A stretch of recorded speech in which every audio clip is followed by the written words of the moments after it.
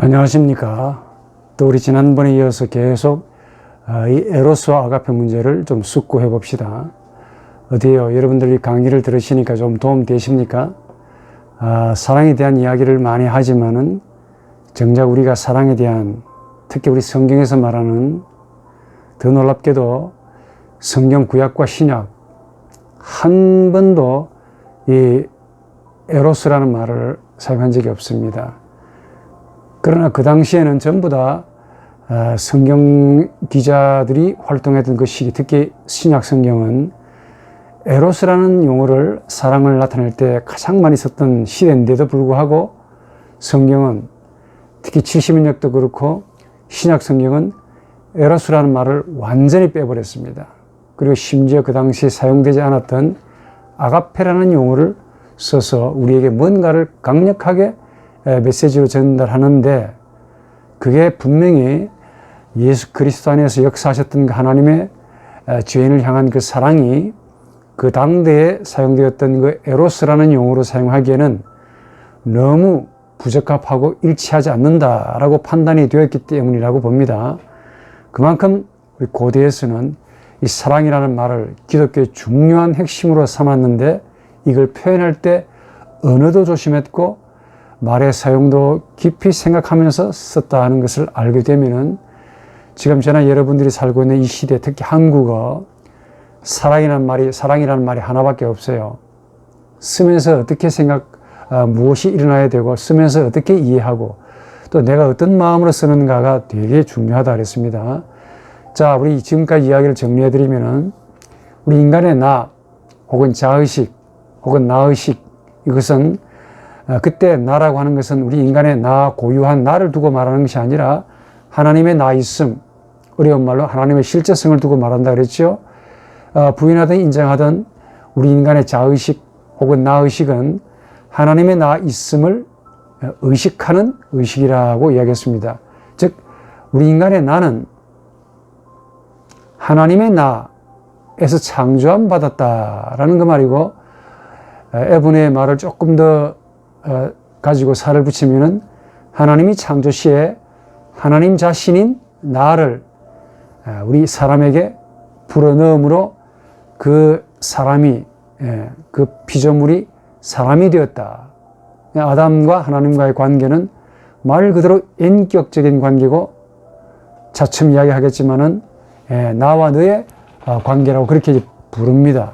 이게 현대 20세기에 와서 발견되었다고 그랬지요. 그 과정을, 그 역사적인 혹은 그 인격적인 과정을 저나 여러분들이 이 강의를 통해서 사랑이라는 주제로 접근해 볼 겁니다.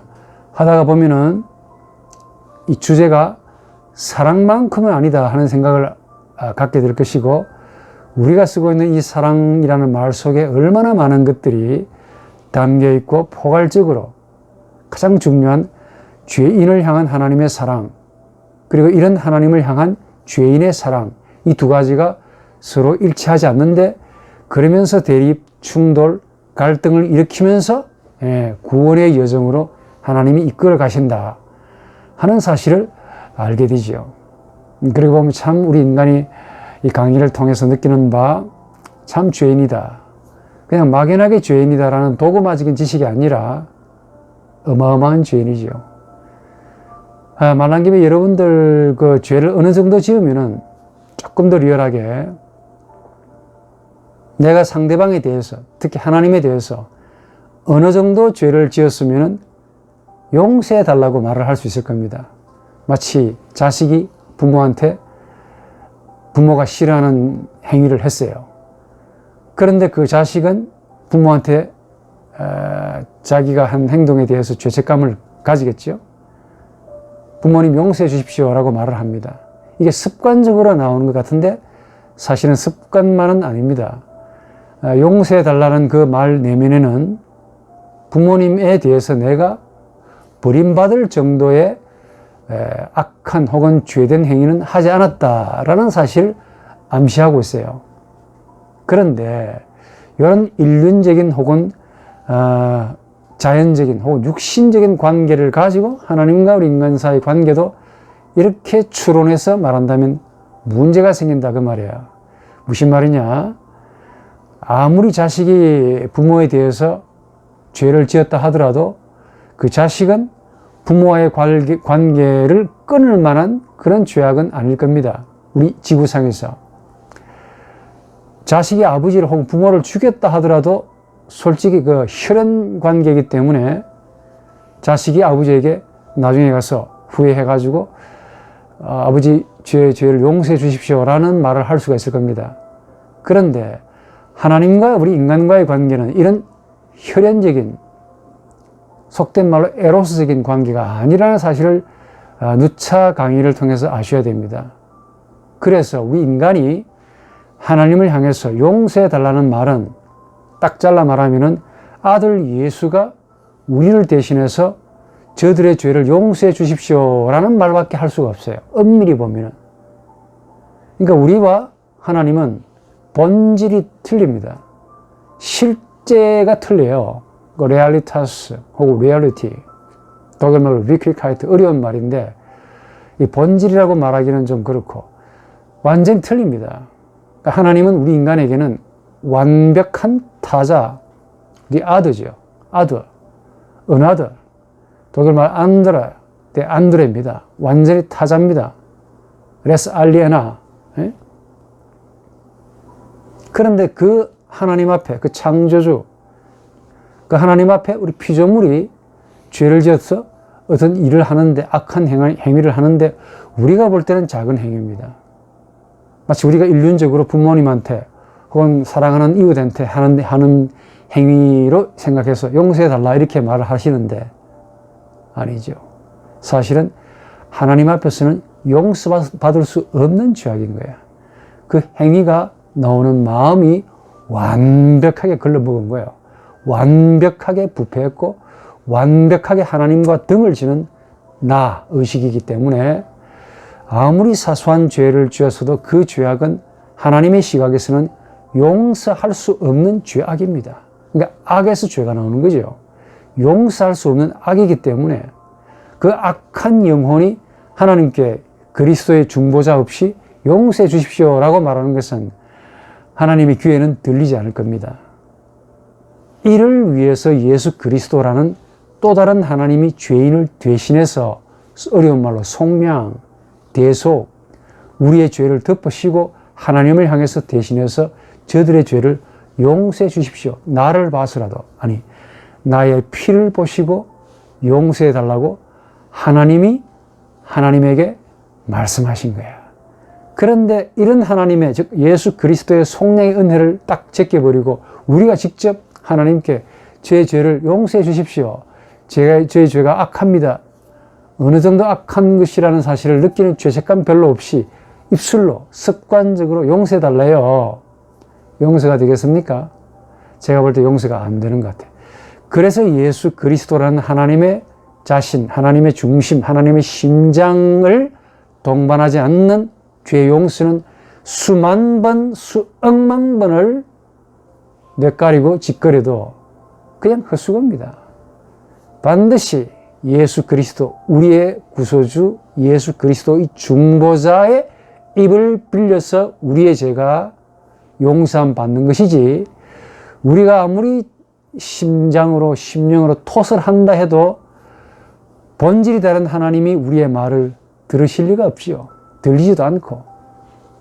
그런데 종교는 이런 놀라운, 이런 근본적인, 이런 경악스러운 하나님과 우리 인간과의 그 죄 문제를 간과해버리고 쉽게도 인간이 직접 하나님께 용서해달라고 말을 참 많이 합니다. 그러니까 제가 이런 거를 가만히 보면은 참 허망하다. 우리 인간이 하나님에 대해서 너무 잘 모르고 있다. 또 하나님 앞에서는 우리 인간의 자신의 모습을 우리 인간만큼 이렇게 모르고 무지하니까 용맹스럽고 용감할 수가 있느냐 하는 생각을 많이 해봅니다. 이 강의를 통해서 제대로 아시고 부디 하나님을 경외하는 법, 하나님이 나와 얼마나 다르며 이런 다른 나와 하나님이 함께 하시기 위해서 자신을 얼마나 비하시키셨고 그리스도 예수로 우리와 다가오신다는 사실을 아신다면은 좀 깨달음이 있어야 되지 않을까 하는 생각을 해봅니다. 자, 어쨌든 결론은 이겁니다. 인간의 나는 하나님을 잃어버린 나고, 그 나라는 의식 속에는 인간의 의식밖에 없어요. 짐승도 의식이 있습니다. 그러나 우리 인간의 의식은 나 의식입니다.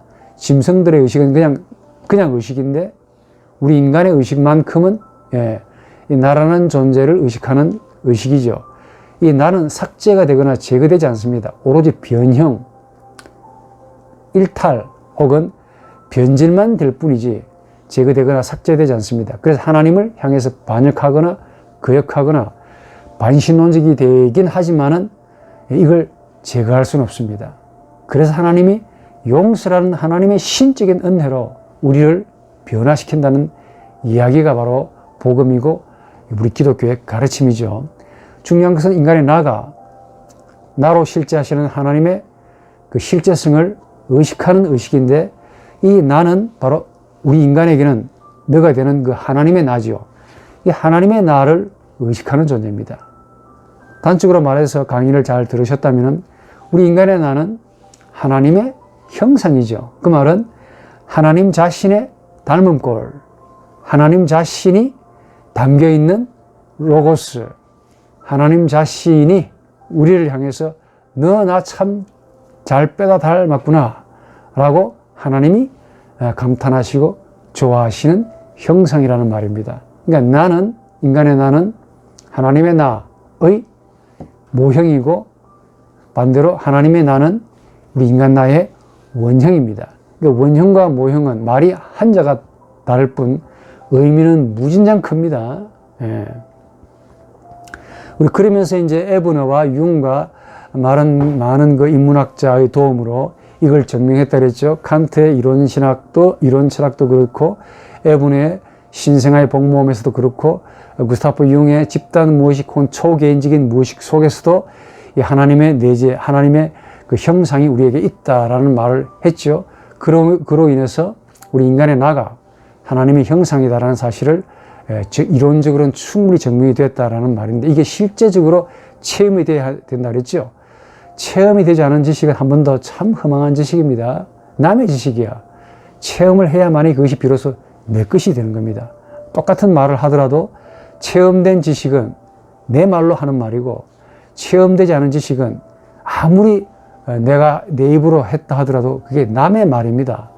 지적 소유권에 위배된다고. 이게 힘이 없는 거예요. 반드시 체험이 필요한데, 이 체험도 하나님의 은혜 가운데 여러분들에게 주어질는지 모릅니다. 깨달음이 주어지면, 깨달음은 체험의 바로 단초가 된다라고 봅니다. 자, 우리 인간의 첫사랑이 바로, 처음 사랑이 바로 인간의 나가 하나님의 나, 즉 너의 형상이라는 사실을 처절하게 느끼게 되는데, 우리 지난번에 그 이야기 하다 말았죠. 우리 인간이 본인이 좋아하는 처음 상대를 만나면 놀랍게도 우리 인간의 오성, 칸트의 비판 철학처럼 우리 인간의 오성, 그리고 우리 인간의 영혼이 이미지를 만든다는 겁니다. 아주 참 신기하죠. 이미지를 만든다는 그 말은, 이미지를 만들어서 내가 사랑하는 저분의 형상을 만들어 가지고 일치시키는 것 같이 보이는데, 사실은 조금 더 엄밀히 들어가면은 저분의 이미지가 이미 내 안에 있다는 겁니다. 있기 때문에 저분이 사라져도 저분에 대한 이미지를 내가 만들고 가지는 것이죠. 오늘 이야기를 조금 더 해보기를 원합니다. 자, 우리 갑이 을을 사랑합니다. 처음 사랑이죠. 그만큼 처음 사랑은 중요하다 그랬습니다. 최고의 사랑, 탁월한 사랑, 두 번이 없는 사랑, 마지막 사랑이죠. 하나님이 죄인을 향한 사랑이 바로 처음 사랑이고, 또 이런 인간이 하나님을 향해 가질 수 있는 최고의 사랑이 바로 에로스지만은, 이 에로스가 처음으로 발휘될 때는 상당히 아가페와 유사하다 하는 점을 말씀을 드립니다. 자, 갑이 을을 사랑합니다. 근데 갑과 을과의 관계가 좋을 때야 문제가 없죠. 함께 있을 때는 그 갑이 을에 대한 이미지를 만들거나 가지지 않습니다. 그러나 떨어지고 나면은, 즉 분리가 되면서부터 혹은 헤어지면서부터 갑은 을의 이미지를 만듭니다. 우리 이성도 만들지만은 우리 마음은 이미 가지고 있기 때문에 이 마음에서 일어나는 모형, 이 형상인데 이 형상을 우리 인간의 의식이 저 사람의 의뢰, 외모, 입술, 얼굴, 성격, 기질들을 이런 현상들을 다 종합해 가지고 나름대로 이미지를 만든다고 그랬죠. 이게 놀라운 일이라고 그랬습니다. 이게 동물에게는 있을 수 없는 이야기다. 자, 그러면은 이제 갑이 을의 실제를 딱 만나면은 아주 흥미롭게도 갑이 을에 대해 가지는 이미지가 사라집니다. 형상은 사라져요. 그리고 실제의 을을 만나니까 당연히 사라지겠죠. 그러면서 본인이 꿈꾸었던 그 을에 대한 이미지가 파손될 수 있습니다. 그래서 나중에 싸우는 거야. 실망하죠. 아, 그럴 줄 몰랐는데. 연애할 때는 참 멋있었는데 같이 살고 보니까 이거 완전히 엉망이네. 이래가지고 뭐 나중에 실망하면서도 어때요? 점점 갑은 을의 그 깊은 심장까지, 내용물의 그 내면까지 들어갑니다. 을의 참된 모습을 보는 거죠. 여기서 질문을 던져보죠. 갑이, 즉, 을을 사랑하는 이 갑이, 즉, 갑의 무엇이 을의 형상을 만들까? 갑이 좋아하는, 갑이 사랑하는, 처음 사랑을 느꼈던 이 을의 형상을 만드냐 하는 질문을 던져봅니다. 갑이 무엇이, 갑 안에, 갑이라는 이 사람 안에 무엇이 있기에 을의 형상을 만드냐, 이게. 실제를 만나면 사라지고, 을이라는 실제가 떨어지면은 또 이 만들어 놓은 형상을 가지고 그리워하고 보고 싶어 하고 이 형상을, 또 사모한다, 이게야. 갑의 무엇이 을의 형상을 만들까요? 갑의 나가, 즉, 갑이 가지는 로고스라고 불리우는 나가 을의 형상을, 실제라는 을의 형상, 칸트의 말대로 물자체에 해당되는 을의 물자체, 을을 가지고 을이 가지는 다양한 현상들을 믹서해서 형상을 만듭니다. 무엇이요? 갑이 가지는 나가. 그만큼 이 나라는 존재, 나 있음, 우리 인간의 나 있음이 굉장한 신비입니다. 이걸 밝히려고 20세기에 와서 수많은 학자들에 의해서 하나씩 드러나고 있다는 거 아닙니까? 그렇게 많이 쓰고 있는 나가, 비밀이 20세기에 와서 조금씩 밝혀졌다. 자, 그러면 갑의 나가, 갑이 가지는 나가 을의 형상을 만든다라고 하면은 조금 쉽게 말하면은 갑의 나는 뭐예요? 을의 형상이 일어나는 지점이다라고 말을 할 수 있겠죠. 나를 왜 가지고 있냐, 이게. 나는 지난번 강의했듯이 원래 인간의 나는, 인간의 나 있음은 나를 가진다 그랬죠. 인간의 나 있음은 내용물이 없다 그랬습니다. 껍데기만 딸랑 있는 거야. 에밀 브룬너에 의하면은 포르말레 got eventuality, 좀 어려운 말인데 폼만 가지고 있는 형상이라 그 말이죠. 폼만 가지고 있는, 껍데기만 가지고 있는 하나님의 형상이다라고 말을 했는데 일리가 있다고 봅니다. 내용물이 없어요. 내용물이 없기 때문에 실제를 만나면 형상이 사라져버려요. 그러나 이 실제가 떠나버리면 다시 그 이미지를 가지고 반추 혹은 되새김을 해서 그리워하고 사모한다 하는 그 말인데 무슨 말이냐. 갑의 나가, 즉 갑이 가지는 나는 을의 형상이 일어나는 지점, 장소, 처소입니다. 이게 마치 너무 자동적으로 되다 보니까 우리는 의식을 못해서 그런데 우리 이 작업을 어디서 하느냐라고 묻는다면 우리 뇌가 할 것 같죠. 우리 머리가 한다고 보통 그렇게 여러분들이 답을 하실 것 같은데 알고 보면은 우리 머리는 뇌라 합시다. 정확하게 머리라고 하기보다 뇌는 실제와 가상을 구분하지 못하는 멍텅구리입니다. 그걸 아셔야 돼. 우리의 두뇌는 굉장한 능력을 가지고 있는 것처럼 보이지만은 사실상 현상과 물 자체를 구분 못합니다. 실제와 형상, 실제와 가상을 구분하지 못합니다. 실제와 형상을 분리시키지도 못하지만은 구분도 못해요. 즉 인간의 나는 비록 우리 인간의 의식을 지배하지만은 이 의식 속에서 찾으려 하면 답이 안 나온다 그 말이죠. 엄밀히 보면은.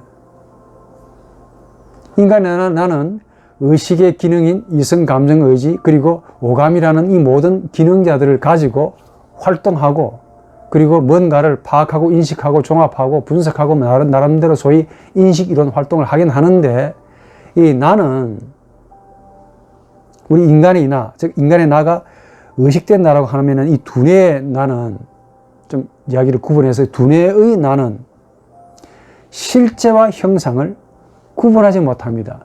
너라는 실제와 너라는 형상을 구분하지 못해요. 이게 특징입니다. 우리 뇌의 구조가 그렇다니까.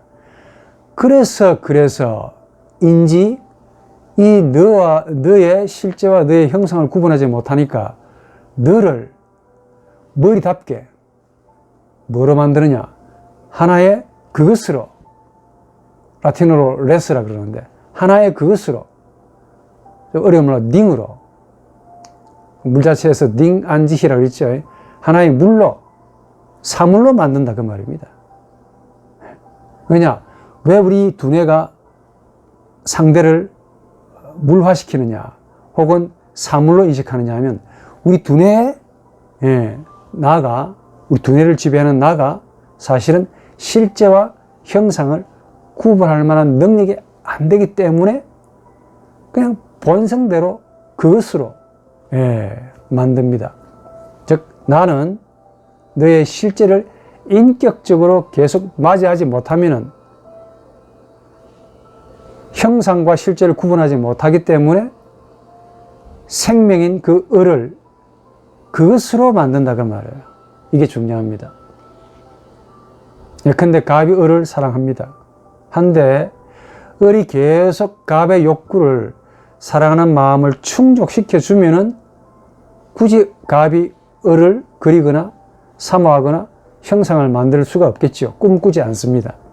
그런데 을이 사라져 버리면은 갑은 을을 그리워합니다. 갑이 을을 그리워하는데 갑이 을을 그리워한다라는 그 말은 갑이 가지는 혹은 갑이 만들었던, 정확하게 갑의 나가 만들었던 을의 형상을 갑이 스스로 만들어 놓고는 스스로 그리워한다 그 말이에요. 을이 가까이 있으면 사라져 버립니다. 실제가 있으니까.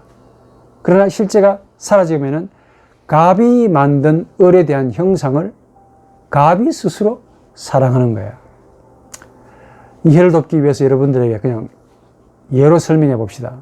갑이 잘 대해주다가, 갑이 을을 사랑하죠. 근데 을이 갑에게 참 잘 대해줬다가 원치 않게 갑의 마음에 상처를 주었습니다. 그러니까 갑은 사랑하는 상대인 을로부터 상처를 받은 거예요. 이 받은 상처를 갑은 어떻게 해석하느냐? 그냥 받은 그대로 냅두면 되는데 이걸 여러 가지로 갑이 가지는 에로스로 해석을 합니다. 해석을 해요. 해석한다는 말이 무슨 말이냐면은 갑이 가지는 나, 갑의 나가 갑이 가지고 있는 여러 가지 많은 정서들을 가지고 나름대로 추상화시킨다 그 말입니다. 이 갑의 나가 아까 말씀드린 바 갑의 실제를 본을 뜬다 그랬죠. 형상을 만든다 그랬죠. 갑의 이미지를 가지고 갑이 본인이 만든 이미지를 가지고 을에 대한 이미지를 가지고 또 갑이 가지고 있는 여러 가지 많은 이성, 감정, 의지 그리고 오감이라는 많은 정서들을 가지고 해석을 합니다. 그러다가 한 걸음 더 나아가서 을이 더 이상 갑에게 말합니다. 나 당신 사랑하지 않습니다. 이렇게 말해요. 그러면 그 을에게 목을 메었던 가슴을 바쳤던 이 갑이 절망하겠죠. 이런 경험을 해보신 분들이 이 강의를 참 잘 이해하실 것 같은데 만약에 여러분들에게 꿈길처럼 혹은 호련히 사랑이 찾아오거나 호련히 누군가가 사랑스러워진다 할 때 그 자체를 즐기시고 향유하시기 바랍니다. 괴대처럼. 제3자는 이걸 불륜이다 뭐 나름대로 뭐 갖다 붙이겠지만 그건 그분들의 이야기고 나와 내 영적인 인격적인 관계에서는 그게 도덕이나 인륜이나 모든 것들로 이렇게 판단되어질 수 없습니다. 거기에서 아름다운 작품이 나오기도 하고 사람이 바뀌기도 하고, 이 에로스가 없으면 사람이 안 바뀝니다. 절대로 안 바뀌어요. 완고하고 경화된 마음, 경직된 마음만 되는데, 딱딱한 고목이 되느냐, 부드러운 어린 휘청거리는 그러나 부러지지 않는 어린 나무가 되느냐. 만약에 둘 중에 어느 한 개를 택하라면 여러분이 뭘 택하겠습니까? 고목을 택하겠습니까? 고목은 바람이 불면 꺾어져 부서져 버립니다. 이미 거기에 생명이 없기 때문에 그래요. 그러나 조금 어린 나무는 비록 어리지만은 어때요? 생명이 있기 때문에 휘어지고 휘청거리고 부러질 것 같은데 안 부러집니다. 그래서 계속 싹이 나고 꽃이 나고 아름다운 나무가 되듯이 이 부드럽게 역사하는 게 이게 바로 사랑인데, 우리 인간에는 이게 에로스입니다. 이 에로스가 많은 것들을 가지고 있어요. 즉 정확하게 말하면 에로스가 우리 영혼의 모든 정서들을 전부 다 건드립니다. 건드리는 정도가 아니고 좀 끌어올려요. 의식으로. 절망합니다. 처음에는. 나 당신 사랑하지 않습니다라고 어리 탁 갑에게 선언하고 나니까 겁이, 믿었던 그 갑이, 믿었던 을로부터 이런 선고를 받았으니까 갑이 얼마나 절망하겠습니까? 재밌게도 시간이 지납니다. 시간은 치료하는 광선이 맞는 것 같아요. 시간이 지나면서 이 갑이, 여러 가지 절망이 다른 형태로 변형이 된다는 것을 아시겠죠? 딱 괴테 이야기를 하고 싶은데, 18세 소녀가 나 당신하고 결혼할 수 없습니다. 나는 당신의 사랑을 받을 만한 그릇이 아닙니다. 참 그 소녀도 맑죠. 이런 맑은 소녀를 괴테는 74살의 할아버지인 소녀가 신으로 본 거야. 그러니까 거기에 절망인 겁니다. 꽃을 사들고 결혼합시다라고 했는데, 나는 당신의 큰 사랑을 받을 만한 그릇이 아닙니다 라는 그 말을 듣고 괴테가 절망한 거야. 원조 교제라고 비꼬았던 양반들은 절망이 무슨 절망, 그 나이에 무슨 절망, 이렇게 비울 겁니다. 그러니까 그 모양 그 꼴로 사는 거야. 노인네가 돼가지고 견고하고 분노 잘하고 성질 잘 내고 무슨 원조 교제 이렇게 하는데, 괴테는 그런 마음이 아니었습니다. 마치 18살짜리 소녀에게 19살짜리 소년의 마음처럼, 비록 육체적인 나이는 74살이지만은 그런 어린아이의 마음으로 결혼하자고 꽃을 준 거야. 그런데 이 소녀가 볼 때 이 양반이 너무 큰 그릇이야. 그래서 결혼하지 못하겠습니다 라고 딱 거절했는데, 이 말을 들었던 괴테가 그 완고한 평론가 같으면은 하 하고 비웃었겠죠. 그럴 줄 알았다 이렇게 나왔겠죠. 꼭 그럴 것 같아. 그렇지 뭐가 이루어지겠냐 비꼬았을 겁니다. 그런데 괴테는 절망합니다. 이게 멋있는 거야. 그 소녀를 얼마나 하나님으로 신으로 생각했기에 그 신으로부터 신으로 현현된 그 소녀의 말로 인해서 거부당한 그 사랑으로 인해 절망하냐. 나이가 74살인데도 불구하고 절망합니다. 여러분들 나이 60, 요즘 50만인데도 절망하지 않습니다. 얼마나 머리를 잘 굴렸는지 그럴 줄 알았다 하고 획 돌았을 겁니다. 안 되면 지 뜻대로 안 되니까 나중에는 성폭행으로 갈 겁니다. 그래서 제 아포리즘 가운데 괴테와 성폭행자라는 제목으로 글을 달아놨습니다. 오죽하면은 완고한 영혼들을 위해서. 그런데 괴테의 시간은 우리의 24시간이 아니었습니다. 이 절망하는 그 밑으로 지옥의 나락으로 떨어졌던 이 괴테의 영혼이 시간이 지나면서 약간의 분노가 일어나는 거예요. 절망이 분노로 바뀐 거죠. 조금 더 시간이 흐르니까 이제는 괴테가 절망과 분노를 해석하기 시작합니다. 조금 더 시간이 지나갑니다. 시간은 그래서 치료하는 광선이 맞습니다. 모든 상처를 아물게 하는, 치료하는 능력이야. 시간 자체가 그런 것 같아. 하나님의 은혜요. 또 시간이 지나갑니다. 그래서 자기를 버렸던 그 18살짜리 소녀를 본인이 그려놓은 이미지로 기억을 합니다. 사실은 소녀가 가버렸으면 기억이 없어야 되는데 그렇게 큰 상처를 주고 간 소녀를 기억하지 않을 거 아닙니까? 다시는 안 본다 하고 침을 택 뱉고 아마 그랬을 겁니다. 웬만한 그 완고한 경직된 노인의 마음을 가진 자들은 두 번 다시 안 볼 것처럼, 그런데 이 18살짜리, 나이가 74살인 영혼은 19살짜리인 소녀인 괴테는 시간이 가면서 절망, 분노, 그 다음에 해석을 합니다. 만났던 그 기억들을 기억하면서 해석합니다. 그리고 시간이 더 흘러갑니다. 그 다음에 소녀의 마음을 이해하기 시작한 거야. 아, 그렇구나. 그 다음에는 절망, 분노, 해석, 기억, 이해를 가지고 아름다운 추억으로 자신의 영혼 안에 저장했습니다. 그 저장한 것을 나중에 시로 표현했는데 제목이 뭐라고 했습니까? 마리엔 바드의 비가라는 제목으로 본인의 영혼을 다 은으로 담아 놓았던 거예요. 이 비가를 읽으신 분들은 인터넷에 나와 있으니까 한번 찾아보십시오. 그냥 읽으면은 뭐 이런 글이 더 있어, 무슨 말인가 모를 겁니다. 이런 그 사랑의 이야기, 괴테의 그 슬픈 마음, 괴로운 마음, 아픈 마음을 감지하고 보면은 이게 해석이 돼요. 그러니까 체험을 가지고 해석을 해야 해석이 된다 하니까 알량한 지식 가지고는 해석이 안 될 겁니다. 또 원조 교재 나올 거 아닙니까? 비꼬고 뭐 저 나이에 무슨 사랑 이렇게 말할 거란 말이야. 이미 나이가 80 먹은, 영혼은 80 먹었는데 나이만 18살짜리야. 그러면 달랑 보고 결혼하겠죠. 아, 저 양반 살 날이 얼마 안 남았으니까 저 재산 모든 건 내 것, 이렇게 생각할 겁니다. 그런데 괴테가 사랑했던 그 18살짜리 소녀는 괴테만큼 젊은 거야. 착한 거야. 그래서 괴테가 이루어놓았던 모든 재산, 권력, 부귀 이런 모든 것들을 보지 않고 괴테의 마음을 보았습니다. 아, 나는 저분의 마음을 받을 수가 없다, 이게. 그 사랑을 거부했지요.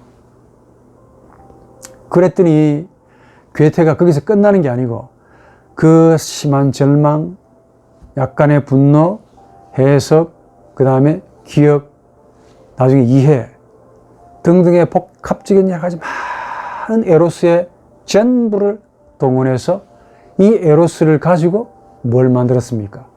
괴테의 나가, 마리엔 바드의 비가라는 아주 슬프고 기묘한 해석의 여지가 너무 많은 이런 시를 만들어냈습니다. 이게 괴테의 마지막 작품이 아닌가라고 싶어요.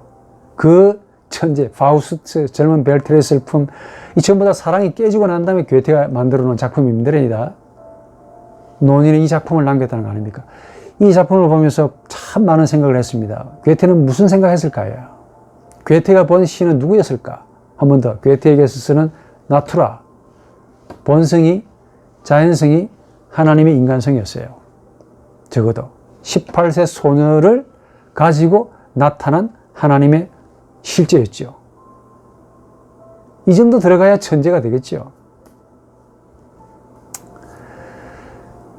한 번 더 이야기해 보죠. 갑이 절망했습니다. 을에 대해서. 을의 말 한마디에. 절망하는 나가 되었다라는 그 말입니다. 그냥 절망했다라는 말은 추상적인 말이고 일상적인 용어고 절망하는 나가 되었다라는 말이죠. 또 절망하는 나가 되었다는 그 말은 또 좀 풀어 설명해야 돼. 절망하는 정서를 가지는 에로스적인 나가 되었다라는 말입니다. 그게 인간학적으로 보면은 절망하는 정서를 가지는 에로스적인 나가 되었다라는 그 말이고 또 이 말은 나가, 우리 인간의 나가 에로스의 그 모든 정서들을 절망으로 이끌었다라는 말이에요.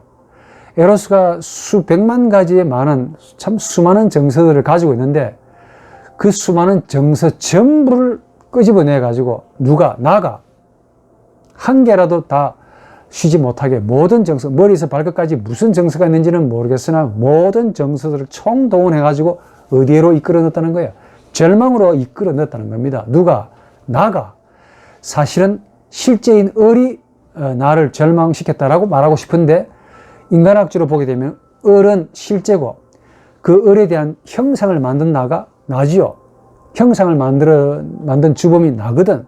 그러니까 인간의 나가, 즉 갑의 나가 잃어버린 실제를 향해서 이 갑의 모든 에너지와 그 에로스를 모든 정서들을 스스로 끌고 나와서 숨어있던 평소에는 보이지도 않던 그런 에로스, 별난 감정들이 많습니다. 전부 다 끄집어내가지고 어디라는 창고에 집어넣은 거야.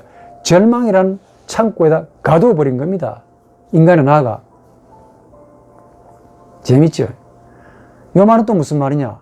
우리 인간의 나가 우리 마음속에 있는 모든 에로스의 정서들을 절망이라는 지점으로 모아놓았다라고 해도 됩니다.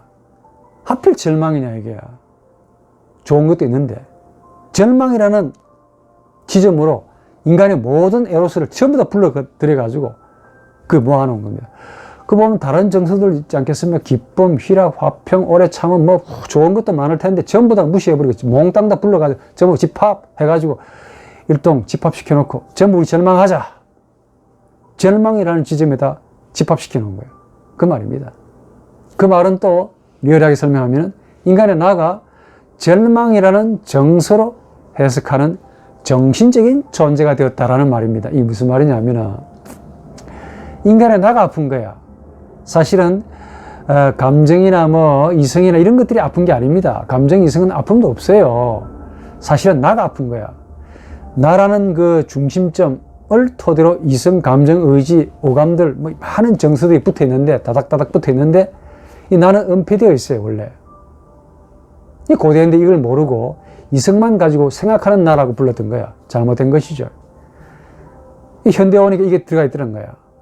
이 인간의 나가 감정, 의지, 거리, 이성들 많은 감정들을 다 끄집어 드립니다. 전부 다 나에게로 집합시켜 놓고는 나 슬프다 이게야.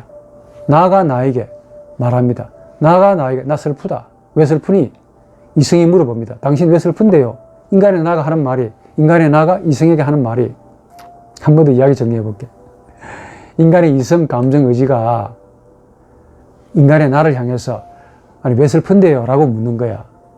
했더니 인간의 나가 하는 말이, 감정, 이성에게, 의지에게 하는 말이, 나 저 을이라는 그 실제를 사랑했는데 을이 나를 싫어한단다. 나를 더 이상 만나지 않는다. 사랑하지 않는단다. 라고 말을 들었답니다. 아픈 거야.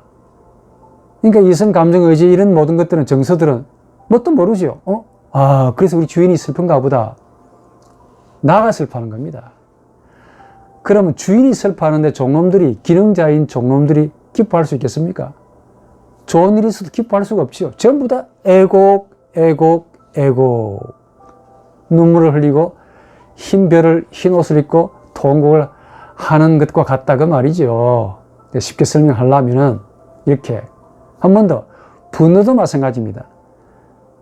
절망했지요? 시간이 지나니까 약간의 분노로 바뀝니다. 정서가 그래 바뀌어요. 참 이상하죠. 분노로 바뀌었다는 말은 무슨 말이냐? 분노하는 나가 되었다는 말이죠. 자, 분노하는 나가 되었다는 말은 무슨 말이냐? 분노하는 정서를 가지는 에로스적인 나가 되었다라는 말이에요. 또 그 말은 나가 에로스의 모든 정서들을 분노라는 지점으로 이끌었다, 모아놓았다라는 말이에요. 나가 마음속에 있는 모든 에로스의 정서들, 그 가운데 뭐 별난 것도 있지 않겠습니까? 분노하지 않음도 있다는 말이에요.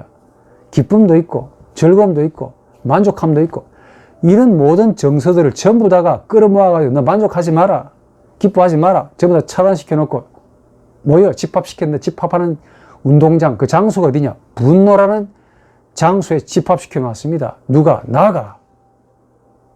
마음에 있는 모든 에로스의 정서들을 가지고 이 나가 독단적으로 분노라는 지점에 모아놓고 나 슬프다 이게.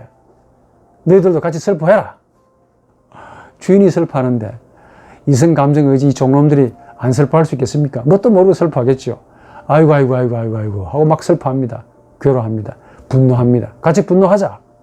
그게 바로 분노라는 말입니다. 분노. 그래서 분노라는 그 정서는 단순히 분노라는 한 정서가 아닙니다. 우리 인간이 가지는 한 분노의 한 부분이 아닙니다. 우리 인간이 가지는 모든 에로스적인 감정의 총집합이 되어 있는 형태의 분노라고 말이야. 그래서 예수 가르침에 분노하지 마라, 형제에게 분노하지 마라, 살인을 이야기합니다. 그 다음에 이야기할게요. 그래서 우리 정서가 아주 신비롭죠. 특히 인간의 나가 우리 모든 에로스의 그 정서들을 총집합시켜 가지고 나를 중심으로, 지가 괴로우니까 모든 종자들을, 종놈들을 전부 아프게 하고 절망시키기도 하고 분노하게도 만드는 그런 주인이라 그 말이죠. 이 의식의 나가, 하나님의 나를 만나기 전까지는. 그러니까 얼핏 보면 절망이나 분노는 얼핏 보면 감정들 그 자체로 보이기 쉬운데 이게 철학자들의 오해라고 봅니다. 그냥 절망, 분노 뭐 이런 것들로 보는데 파편적인 감정의 한 부분으로 봤는데 아니올시다. 우리가 만약에 여러분 부부싸움에서 분노하죠. 아이고 저는 분노하지 않습니다. 득도하셨네. 계속 득도하시기 바랍니다. 분노하지 않는 분도 참 이상하지만은 제가 살아가면서 분노를 잘 안 하는 분을 잡아봤어요. 그런데 진짜 분노하지 않는 줄 알았는데 그분이 분노하니까 겁납니다. 평소에 분노 잘하는 사람은 화가 나면은 욕설을 많이 하던데 평소에 분노하지 않는 분이 분노하니까 그 TV를 깨버립니다. 차라리 평소에 자주 분노하시는 게 좋을 것 같아. 아니 욕설하는 것은 뭐가 박살은 안 나는 건데 이 양반 TV를 깨버리더 텔레비전을 깨버리고 물건을 깨버려요. 비싼 물건을, 아까운 거를. 그러면 참았다는 그 말이죠. 이런 인간의 약점들을 이용하면 안 됩니다. 건드리면 안 돼요. 절망, 분노, 딱 해석이라는 말이 나오겠죠. 이 해석이라는 게 또, 이 해석도 우리, 정신적인 해석입니다. 동물은 절대로 해석하지 못해요. 해석이 한다는 말이 무슨 말이냐. 저분이 나를 버렸구나. 라고 해석하는 거야. 사실은 을이, 갑을 버렸는지 안 버렸는지는 을만이 알고 있어요. 그런데 갑이 을에 대한 이미지를 자꾸 만들다 보니까 갑이 생각하기를, 해석하기를 저 을이 나를 버렸다라고 해석하는 거야. 해석이란 정신적인 해석입니다. 그 정신적인 해석이란 그냥 막연한 말이고 나라는 정신의 해석이죠. 그 말은 나는 정신적으로 해석하는 본질이다라는 의미입니다. 이 나가 항상 정신적으로 혹은 인격적으로 해석하는 본질이에요. 인격적으로 해석한다는 그 말은 인격을 상실했기 때문에 인격을 휘구하면서 인격을 찾으려고 노력하는, 살려고 몸부림치는 본질이라는 말이죠. 너를 잃어버렸기 때문에 너를 휘구하는, 그리워하는 본질이라는 말입니다. 이 나가 오죽하면은 너를 잃어버리고 난 다음에는 항상 부정적으로, 정신적으로 혹은 부정적으로 해석하는 본질이 되었습니다. 해석을 하긴 하는데 해석을 해도 좋게 해석하면 될 텐데 본질적으로 부정적으로 해석해요. 을이 나를 버렸다 이게. 버린 것도 아닙니다. 살아가다 보면 또 만날 거 아닙니까? 혹시나 또 을은 나의 진정한 친구로 여길는지도 모릅니다. 내가 을을 친구로 여기지 않고 애인으로, 연인으로 오해를 했기 때문에 그런데 이 오해라고 여기지 아니하고 본인이 해석한 거예요. 주관적으로. 을의 마음과 그 을을 향한 갑의 마음이 다른 거죠. 해석을 지 마음대로 하고 있는 거야. 지 마음대로 해석한다는 말이 무슨 말이냐? 부정적으로 해석하는 정신이라는 말입니다. 이게 제 강의의 오늘 이야기의 초점이야. 인간의 나는 영적으로 해석하는 나, 하나님과의 관계에서 아니라 항상 부정적으로 해석하는 나입니다. 해석하는 나이긴 한데 좋게 해석하는 것이 아니고 부정적으로 해석하는 정신이야. 세월이 지나면 다시 친구로 만나거나 더 좋은 이웃으로 만날 수도 있을 텐데 그걸 믿지 않고 듣고 싶지 않고 본인이 만든 이미지로 그 이미지를 그리워하고 사모하고 거기다 꿈을 붙이고 했기 때문에 이 꿈대로 이루어지지 아니하니까 절망해버리고 분노해버리고 해석을 하는데 그 해석하는 나가 긍정적으로 아닌 부정적으로 해석하는 나인 겁니다. 그게 처음 사랑해서 처절하게 느껴주시면 좋겠어요. 왜 그런 줄 아십니까? 나는 여기서 인간이 가지는 나는 해석하는 정신이고 그 다음에 부정적으로 해석합니다. 반드시. 하나는 해석하는 정신이고 두 번째는 반드시 부정적으로. 왜냐? 에브네의 말이 맞다는 거야. 태초에 고통이 있었다는 거예요. 지난번 강의에서 봤죠. 우리 인간의 나는 너를 찾으시는 하나님의 음성에 고통을 했습니다. 그 고통이 전이 되어 가지고 신생아의 복몸으로 토설해 내더니 우리 인간이 그 고통이라는 그 심연 그 바닥 위에 세상을 만들었기 때문에, 언어도 만들었기 때문에 우리 인간이 하는 모든 말 밑바닥에는 고통이 숨어 있다 그랬죠. 그래서 나는 고통한다, 고로 존재한다라는 말이 진짜라 그랬죠. 이런 인간의 나가, 너를 찾는 나가 사실은 너를 상실한 고통, 최초의 고통, 원초적인 고통, 이 고통에 뿌리를 두고 있기 때문에 부정적으로 해석합니다. 지 마음대로 해석하는 거야. 아픈 거야. 을이 아픔을 줬다라고 생각하기도 해요. 사실은 을이 아픔을 준 게 아니라 본인이 만든 을에 대한 이미지 때문에 아픈 건데도 불구하고 을이 나를 버렸다, 을이 나를 절망하게 했다, 말은 참 쉽게 합시다. 을이 나를 괴롭게 했다라고만 쉽게 평가하는 거야. 사실은 그 내면을 들여다보면 우리 인간의 나가 문제라는 사실을 모르는 겁니다. 그래서 첫사랑을 하시더라도 이런 지식과 교양, 학문, 사유, 이런 자기 성찰, 자기 내면에 대한 이해가 있는 사람이 처음 사랑하면은 참 아름다운 사랑으로 성화, 비약 만들어낼 수가 있을 것 같은데, 무지한 사람이 처음 사랑을 겪으면은 그냥 상대가 미울 것 같아. 그래서 여러분들 사랑하시더라도 사랑하기 위한 혹은 사랑받을 준비를 하고 사시면 어떨까요? 제 마음에서 나오는 말입니다. 그냥 대빵 사랑하지 마시고, 사랑은 호련히 10월에 부는 바람처럼 갑자기 찾아옵니다. 첫사랑은 내 의지와 무한하게 온다 그랬지요. 언젠가 다가올 첫사랑을 기다리면서 그냥 기다리지 말고, 게임하고 기다리지 말고 공부 좀 해라, 책 좀 읽으시라고, 그리고 사유를 좀 하세요. 사유가 안 되면 생각을 좀 하시고, 인생사 모든 것들이 전부 다 생각과 사유를 필요로 합니다. 내 독창적인 아이디어가 나오기 위해서는 반드시 책을 읽으셔야 되고, 나보다 똑똑한 분들의 책을, 나보다 먼저 깨달은 분들의 책을 좀 읽으시란 말이야. 책을 좀 읽고 생각하고 사유하고 이런 그 토대가 깔려지고, 이게 소위 교양이라 그러는데, 교양에 있는 사람이 받는 첫사랑과 첫사랑의 괴로움과 아무것도 모르는 무지한 사람이 받는 첫사랑의 경험은 달라요. 괴테처럼 풍부한 지식을 가지고 있는 사람은 성화의 길로, 예술의 길로 꽃을 피우는데, 한국에 지금 뉴스에 떠들고 있는 이런 분들은 무지하기 때문에 그래요. 책을 읽지 않기 때문에, 독서를 하지 않았기 때문에 이 아름다운 처음 사랑, 지 뜻대로 안 된다고 상대방을 죽이기도 합니다. 사랑이 있긴 있는데 동물적으로, 야만적으로, 폭행적으로 그냥 밟아 부셔버리고 뭉개버린 거야. 소유가 안 된다고. 어째 사랑을 소유하려고 그러냐. 나한테 온 이 사랑이 소유할 만한 것입니까? 한 개도 소유할 만한 것이 안 돼요. 에릭 프롬의 소유냐 존재냐 하는 책도 좀 읽어보시기 바랍니다. 이런 책이 왜 필요합니까? 좀 읽어보라고. 예?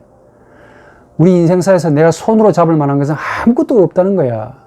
그런데 잡을 수 없는 것을 잡으려고 그러고, 점유할 수 없는 것을 점유하려고 그러고, 소유될 수 없는 것을 소유하려고 애를 박박 쓰니까 지도 아프고 남도 상하는 거야. 저분이 나 싫어한다고 진짜 믿어진다면 깨끗하게 포기하십시오. 포기하는 것도 자기 포기야. 내가 나를 포기해야만이 저분에 대한 이미지도 날아갑니다. 사라집니다. 곱게 포기가 되는 거지. 그런데 저분에 대한 이미지를 집착하는 거야. 저분을 집착하는 것이 아니고 저분을 향해 그랬던 내 자신을 집착하니까 미운 거야. 그래가지고 내 사랑은 고귀한 건데 왜 받아주지 않느냐. 자기만 고귀한 거지. 남이 볼 때 비천한 건데. 그래야 상대방을 폭행하고, 뜻대로 안 되니까 성폭행, 강간, 살인, 인권유린, 이런 복잡한 소위 야만적이고 동물적인 이런 형태로 발휘하네요. 동물도 그따위 짓 안 합니다. 부디 아름다운 사랑을 부디 왜곡시키거나 이렇게 흙탕물 치거나 좀 그렇게 만들지 마세요. 주범이 누군 줄 아십니까? 저분이 아니고 우리 인간의 자신입니다. 이 인간의 나가 어느 정도 지식이나 학문, 교양, 독서, 사유 이런 것들을 통해서 개화가 됩니다. 그런데 어려운 길을 가지 않고 공부는 완전히 제껴놓고 아주 쉽게 상식만, 스마트폰만 들여다보고 있으면서 채팅하면서 마음에 드네 해가지고 연애를 했더니 웬걸 지 뜻대로 안 되니까 부시고 깨고 날리고 심지어 죽이는 까지. 이게 무슨 사랑입니까? 말 그대로 불륜이고 이게 무슨 사랑입니까? 간통이고 이게 무슨 사랑입니까? 예? 본인 스스로 사랑이라고 착각하는 거야. 사랑했기 때문에 헤어진대요. 그런 마음에서 아름다운 시가 나오겠습니까? 그런 마음에서 젊은 베르테르의 슬픔이 나오겠냐고. 이런 망가진 영혼에서 마리엔 바드라는 비가의 아름다운 시가 나오겠습니까? 이런 깨 부셔진 헝클어진 마음에서 솔로몬의 자문이 귀에 들어오겠습니까? 전도수가 마음이 와 닿겠냐고. 우리 자신부터 회복하시기 바랍니다. 부디. 남에게 문제가 있는 것이 아니라 이 문제를 남을 해석하는 나가 근본적으로 문제가 있다는 생각을 많이 생각하시고 자기 성찰, 내가 얼마나 하찮은 존재이며 이런 하찮은 나에 대해서 저분이 하나님처럼 나를 사랑해 주신다 이게요. 얼마나 감사하냐 라는 이런 일말의 이 착한 마음을 우리 마음속에 가지고 사시길 바랍니다. 이 착한 마음을 활성화시켜야 돼요. 이게 하나님의 형상의 문제이기도 합니다. 하나님의 형상의 회복. 이게 참된 나의 발견의 길이지요. 이런 은혜가 있기를 바랍니다.